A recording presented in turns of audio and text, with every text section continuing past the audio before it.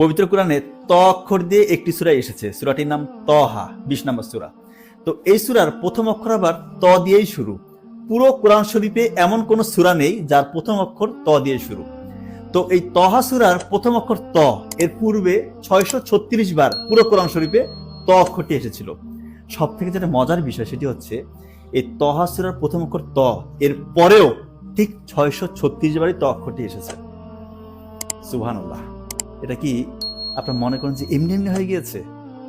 এটা যে স্বয়ং আল্লাহ তাআলার পক্ষ থেকে নাজিল হয়েছে, বিন্দু মাত্র সংশয় প্রকাশ করা যাবে না। আর একটা ইন্টারেস্টিং ঘটনা বলি। 75 নম্বর সূরা কিয়ামা, এর 4 নম্বর আয়াতে আল্লাহ তাআলা আঙ্গুলের কথা বলা হচ্ছে। তো আমাদের ডান হাতে 5টা আঙ্গুল, বাম হাতে 5 আঙ্গুল, ডান পায়ে 5 আঙ্গুল, বাম পায়ে 5 আঙ্গুল রয়েছে। 5 5 5 5।